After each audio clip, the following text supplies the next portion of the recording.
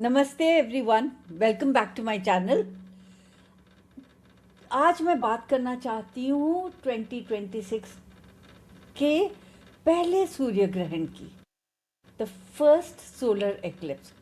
This is happening on 17 February 2026 and ये बहुत important कार्मिक एक्लिप्स है, क्योंकि ना तो ये सिर्फ पहला ही एक्लिप्स है इस साल का, बल्कि लियो एक्वेरियस एक्सिस पे after that there is a series of eclipses on the Leo Aquarius axis.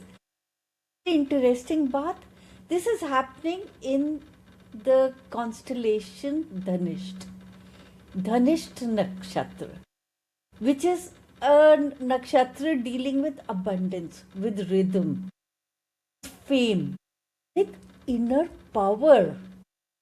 चलिए स्टेप बाय स्टेप समझते हैं ये एक्लिप्स क्या सिग्निफाई करता है, हमें इसका क्या इम्पैक्ट होगा, से लोगों के ऊपर इसका इफेक्ट सबसे स्ट्रॉन्ग हो, and which are the simple remedies that you can follow during this eclipse. Now सबसे पहले बेसिक्स। सूर्य ग्रहण होता है अमावस्या को, जब सन और मून एक लाइन में आते हैं और राहु केतु का एक्सिस एक्टिवेट होता है। ज्योतिष में सूर्य रिप्रेजेंट्स आत्मा, soul, ego, self identity, father figures, authority, government, career, purpose, vitality. इसीलिए जब सूर्य का एक्लिप्स होता है तो जो मेंटल क्लैरिटी होती है ना, वो टेम्पररीली शेकअप हो जाती है, ईगो को झटका लगता है, पुराने साइकिल्स टूटते हैं, एंड करते हैं, और जो कार्मिक ट्रुथ है that rises to the surface. ये एक्लिप्सेस यूजुअली फेटेड चेंजेस लाते हैं जो हम अवॉइड नहीं कर सकते, सिर्फ कॉन्शियसली हैंडल कर सकते हैं। अब एक बहुत इम्पॉर्टेंट क्वेश्चन है जो अक्सर लोग पूछेंगे, दैट इज़ क्या ये एक्लिप्स इंडिया में दिखेगा? द आंसर इज़ नो, ये एक्लिप्स इंडिया में नहीं दिखेगा। ये एक बड़ा टिपिकल सा एक्लिप्स है which is called an annular solar eclipse, यानी कि सन के आसपास रिंग ऑफ फायर, जैसे कि ये फोटो है ना स्क्रीन पे, ये रिंग ऑफ फायर दिखेगा, और ये दिखेगा साउथ अमेरिका में, अफ्रीका में और एंटार्क्टिका के कुछ पार्ट्स में। इंडिया में विजिबल नहीं है। इंडिया में विजिबल नहीं होने के कारण सूतक काल जो होता है, जो रिस्ट्रिक्शंस होते हैं खाना बनाने पे, रेगुलर नॉर्मल एक्टिविटीज़ करने पे, ये जो स्ट्रॉन्ग रिस्ट्रिक्शंस है ये नहीं होंगे। बट याद रखें, एक्लिप्स एनर्जेटिकली काम करता है, चाहे ये दिखे या ना दिखे, तो इस बात का माइंडफुल होना बहुत ज़रूरी है। Peak time is 5:43 PM on 17 फरवरी 2026। ये एक्लिप्स हो रहा है कुंभ राशि में, एक्वेरियस में, 28 to 29 डिग्रीज, यानी बिल्कुल एंड डिग्रीज में। It is just moving out of Aquarius into Pisces. It's one of those degrees. And धनिष्ठ नक्षत्र के Aquarius पोर्शन में हो रहा है, और यहाँ पे केतु का इन्फ्लुएंस बहुत स्ट्रांग होगा। मतलब it is a time to release ego, to practice detachment. Past life कर्म से मुक्ति मिल सकती है, और पुराने सोशल पैटर्न्स जिसमें you are not feeling enough, और if you are feeling like you are stuck in some kind of placement, उस सर्कमस्टांस से आपको मुक्ति मिल सकती है। So this is an energy that you can use. थोड़ा धनिष्ठ को समझते हैं। धनिष्ठ का मतलब होता है धन प्लस थ, जहाँ अबंडेंस रहता है। इस नक्षत्र के की पॉइंट्स हैं कि ये अष्टवसु या नेचर के 8 एलिमेंटल फोर्सेस को रिप्रेजेंट करता है, The ruling planet is Mars. Mars matlab vitality, courage, action, drive. The symbol is the mridangam, the drum. It's the rhythm, it's the music, it's the pulse of life.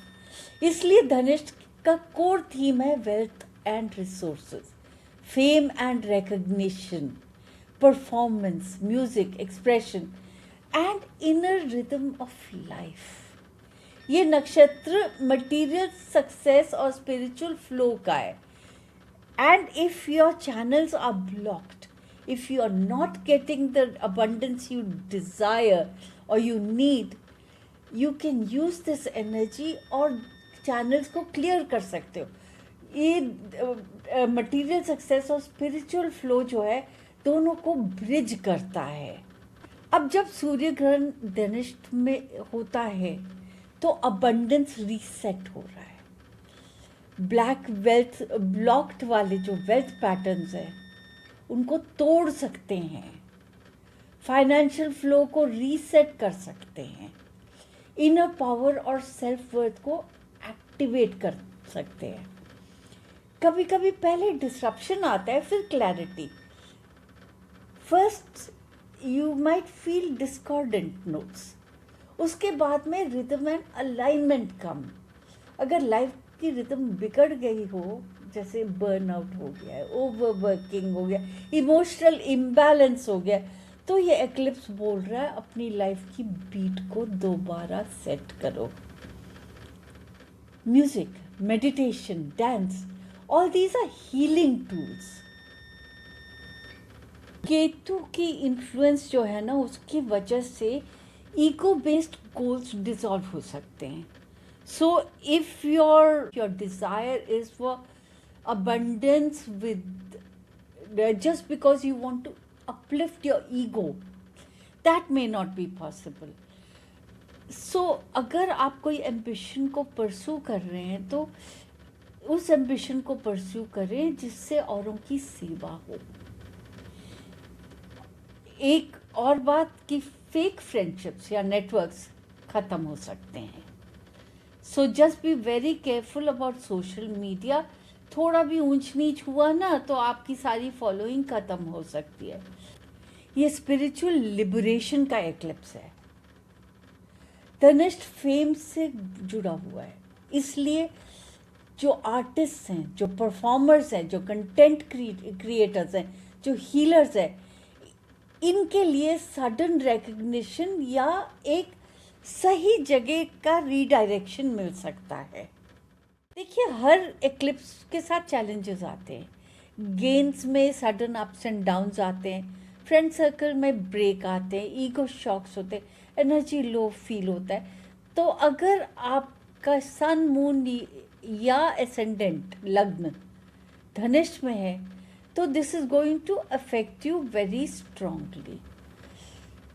अगर Aquarius moon में है तो आपकी personal identity में बहुत impact होगा, major shift आएगा identity में. अगर आपका लियो मून है तो रिलेशनशिप और पार्टनरशिप के थीम्स एक्टिवेट होंगे. धनिष्ठ बॉन्ड तो लाइक आई सेड स्ट्रॉन्ग कार्मिक टर्निंग पॉइंट्स आएंगे. एरीज, जेमिनी, लीब्रा वालों को गेन्स मिलेंगे, नेटवर्किंग में सपोर्ट मिलेगा. टॉरस, कैंसर, स्कॉर्पियो और कैप्रिकॉर्न वालों, आपके लिए ये पीरियड इमोशनली इंटेंस होगा. अगर आप वर्गो हैं, सैजिटेरियस हैं, पाइसेस हैं, तो इम्पैक्ट इनडायरेक्ट होगा, डायरेक्ट नहीं होगा. So you can be relatively unaffected. एक और चीज़ मैं बोलना चाहती हूँ, ये एक्लिप्स फ्यूचर फोकस्ड है. इस एक्लिप्स के आसपास नए सोशल मूवमेंट्स के बर्थ हो सकता है, ओल्ड सिस्टम्स के कोलैप्स हो सकता है, टेक्नोलॉजी और सोशल प्लेटफॉर्म्स में डिसरप्शन आ सकता है. प्रैक्टिकल डूज एंड डोंट्स हैं for the eclipse. One thing is chanting mantras. Aditya हृदयम is a very good mantra to use in the eclipse because it's dealing with the sun. So is the Gayatri mantra. Post eclipse अगले दिन sunrise पे सूर्य अर्घ offering water to the sun and घी का दिया जला लें. During the eclipse, the charity to do is, donate wheat, jaggery, copper, red cloth. Supporting musicians and artists will be very good because Dhanish Nakshatra hai.